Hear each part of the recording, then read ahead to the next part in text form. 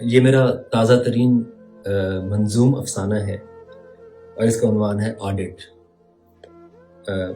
دوستوں کی خدمت میں پیش ہے۔ شرافت علی مر چکا تھا، اسے لوگ دفنا چکے تھے۔ شرافت علی مر چکا تھا، اسے لوگ دفنا چکے تھے۔ نکیرین بھی ایک چکر لگا کر چلے جا چکے تھے، اسے پھر جگایا گیا۔ لحد میں تھا آج اس کا آڈٹ، نئی چیز آڈٹ۔ فرشتہ بھی تھا ایک نیا ہی فرشتہ، رفافیل تھا نام اس کا۔ وہ آیا، شرافت علی کو اٹھایا، ایک آواز آئی، شرافت علی ولد عبد الغنی قوم موچی۔ شرافت علی ولد عبد الغنی قوم موچی، اٹھو، آج آڈٹ کی شب ہے۔ خدا نے بڑی بے بہا نعمتیں اپنے بندوں کو دی ہیں، یہ آنکھیں، یہ ہاتھ اور پاؤں، یہ جیون، جوانی، بہت کچھ۔ سو تم یہ بتاؤ کہ ان کو خدا کے دیے مینول کے مطابق برتتے رہے ہو؟ شرافت علی اٹھو، آج آڈٹ کی شب ہے۔ خدا نے بڑی بے بہا نعمتیں اپنے بندوں کو دی ہیں، یہ آنکھیں، یہ ہاتھ اور پاؤں، یہ جیون، جوانی، بہت کچھ۔ سو تم یہ بتاؤ کہ ان کو خدا کے دیے مینول کے مطابق برتتے رہے ہو؟ شرافت علی اٹھ کے بیٹھا دو زانوں۔ سو تم سب سے پہلے تو دو اپنی آنکھوں کا آڈٹ۔ شرافت علی مسکرایا، خدا مجھ کو بخشے، ان آنکھوں سے دیکھے ہیں میں نے کئی شہر و قریہ کے منظر۔ خدا کی خدائی، خدا کی بڑی آنکھ کے سامنے تھی خراب اور خوار ان خداؤں کے ہاتھوں رفافیل گرجا۔ خدا مجھ کو بخشے، ان آنکھوں سے دیکھے ہیں میں نے کئی شہر و قریہ کے منظر۔ خدا کی خدائی، خدا کی بڑی آنکھ کے سامنے تھی خراب اور خوار ان خداؤں کے ہاتھوں رفافیل گرجا۔ شرافت علی، شاعری مت سناؤ، یہ لفظوں کا جادو، یہ تکرار خے کی، یہ فن شاعری کا، یہ اوہام و وحشت کی قے ہے۔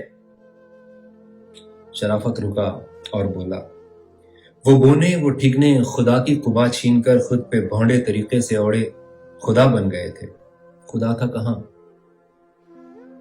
میں 11 برس تک صدائیں لگاتا رہا، آسمان سے کبھی خاموشی کے سوا کچھ نہ پایا۔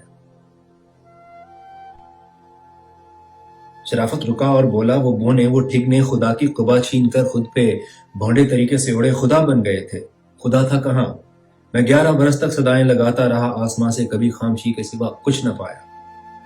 میں ذرہ تھا، میں ذرہ تھا، ذرہ، زمان اور مقام مجھ پہ محدود تھے۔ میں انسان ہوں اور میرے 11 برس ایک مدت ہے جس کو خدا کے ازل اور ابد کے گزوں سے نہ ناپو۔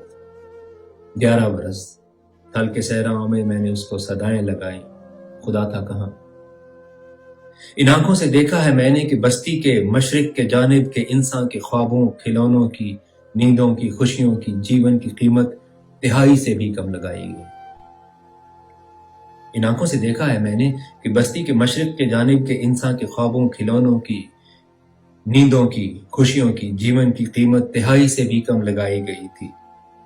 تب خدا تھا کہاں جب میں بستی کے اس کنج بے مایا و کم نسب کا مکین تھا۔ خدا جس کو راشد کے لفظوں میں ایک ساحر بے نشاں ہی کہوں گا، جو مغرب کا آقا تھا، مشرق کا آقا نہیں تھا۔ رفافیل چونکا، شرافت علی، تم تو ان پڑھ تھے اور سادہ دل سے مسلمان تھے۔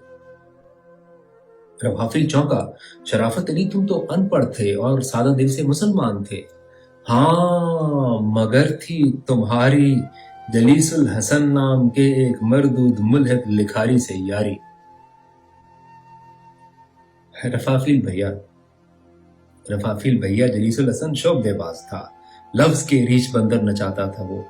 وہ افسر تھا، خوش باش تھا اور شکم سیر تھا، میرا ہمدرد تھا۔ رفافیل بھیا جلیس الحسن شعبدے باز تھا، لفظ کے ریچھ بندر نچاتا تھا۔ وہ افسر تھا، خوش باش تھا اور شکم سیر تھا، میرا ہمدرد تھا، پھر بھی تھا مسلک ترب و راحت کا پیرو۔ اسے اس طرح مت رگے دو، کرو اپنا آڈٹ۔ اسے اس طرح مت رگے دو، رفافیل بھیا، کرو اپنا آڈٹ۔ شرافت علی، تجھ کو 36 برسوں کی مہلت ملی تھی۔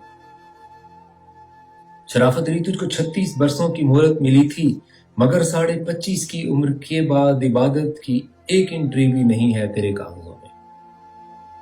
शराफत अली, तुझको 36 वर्षों की मोहलत मिली थी, मगर 25.5 की उम्र के बाद इबादत की एक इंट्री भी नहीं है तेरे कागजों में। इबादत? मेरे हाथ पांव तो नाचे हैं साहब, मैं नाचा हूं इनसे, इबादत कहां की। मेरा मसला भूख था, मेरी पहली मोहब्बत थी रोटी। तनूरों से ताजा बरामद खनकते हुए नान की भीनी भीनी सी खुशबू ने मुझको नचाया, और उस नाचने की मुशक्कत को वो कैसे समझे। मेरा मसला भूख था, मेरी पहली मोहब्बत थी रोटी। तनूरों से ताजा बरामद खनकते हुए नान की भीनी भीनी सी खुशबू ने मुझको नचाया, और उस नाचने की मुशक्कत को वो कैसे समझे जिसे कुन की आदत हो साहब। मेरे गांव की सेम खुर्दा जमीन और शहर में मेरी चंद रोजा बिसाते कफश तोजी ऐसी जगह थी कि उस रक़्स से हाजत की जाती। मेरे गांव की सेम खुर्दा जमीन और शहर में मेरी चंद रोजा बिसाते कफश तोजी उस रक़्स से हाजत की जाती, वो खुद भी खुदा की जलालत मुआबी की जाएं नहीं थी। वो खुद भी खुदा की जलालत मुआबी की जाए नहीं थी। रफाफिल ने एक जमाही सी लेकर लिखी चंद सतरें, बहुत बेदिली से कहा दिल का ऑडिट। दिल? शराफत अली एक बड़े जख्म खुर्दा तबस्सुम से बोला, बताओ। रफाफिल ने एक जमाही सी लेकर लिखी चंद सतरें, बहुत बेदिली से कहा दिल का ऑडिट। दिल? शराफत अली एक बड़े जख्म खुर्दा तबस्सुम से बोला, बताऊं। रफाफिल, तुमको पता है, जलीसुल हसन ने ये एक बात हर्बर्ट स्पेंसर से मंसूब करके बताई थी मुझको। कहा, अगर मैं होता खुदा तो मैं हर शय को ऐसे बनाता कि जैसे खुदा ने बनाई है, और इससे बेहतर बनाने का इम्कान नहीं है। रफाफिल देखो, ये गोरे हरामी उजड़ और जाहिल। रफाफिल देखो, ये गोरे हरामी उजाड़ और जाहिल, इन्हें क्या पता है जो काफ और नू के मियानी खला में अंधेरे छुपे हैं। हम इंसान खुदा की बनाई हुई नामुकम्मल सी तस्वीर है। आलम लामकाम जमानों से पहले खुदा ने बहुत लंबी मुद्दत में लाखों ब्रश और पेंट और रोगन इकट्ठे किए। आलम लामकाम जमानों से पहले खुदा ने बहुत लंबी मुद्दत में लाखों ब्रश और पेंट और रोगन इकट्ठे किए, फिर जमानों से बाहर को फैला और इस लामकान से बड़ा कैनवस लेके उस पर हजारों परन दस्ते कुदरत की कारीगरी से ये एक दिल बनाया। ये शाहकार था दस्ते कुदरत का, बेशक मैं कुर्बान जाऊं मुसव्विर के फन पर। खुदा ने बहुत लंबी मुद्दत में लाखों ब्रश और पेंट और रोगन इकट्ठे किए, फिर जमानों से बाहर को फैला और इस लाख मकान से बड़ा कैनवस लेके उस पर हजारों करन दस्ते कुदरत की कारीगरी से ये एक दिल बनाया। ये शाहकार था दस्ते कुदरत का, बेशक मैं कुर्बान जाऊं मुसव्विर के फन पे, मगर खुदा थक चुका था।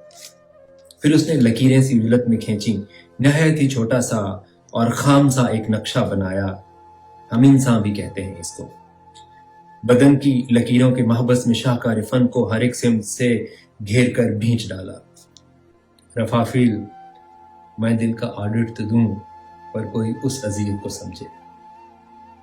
रफाफिल, मैं दिल का ऑडिट तो दूं, पर कोई उस अजीयत को समझे कि इस लामकान से बड़ी और जमानों पे फैली मताए फने बेबहा को इस अदना से जौफे बदन ही में रखा गया।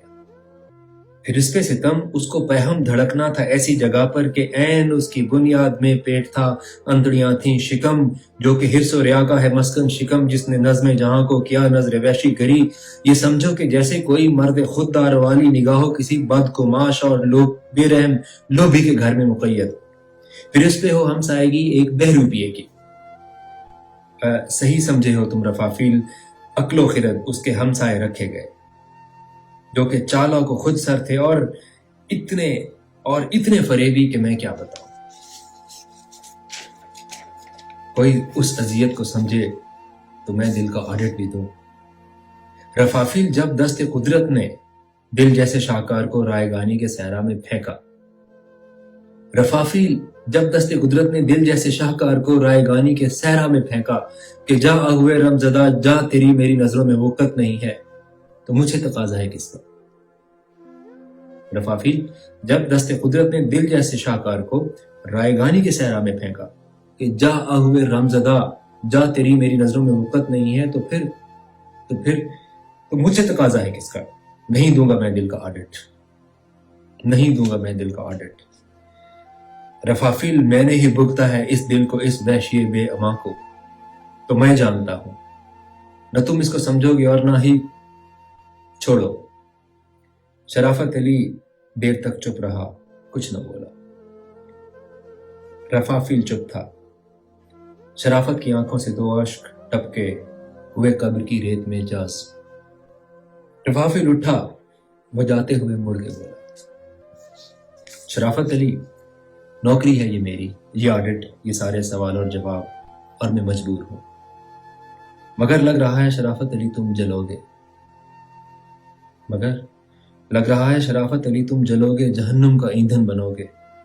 یہ آبجیکشن آؤٹ اسٹینڈنگ رہیں گے،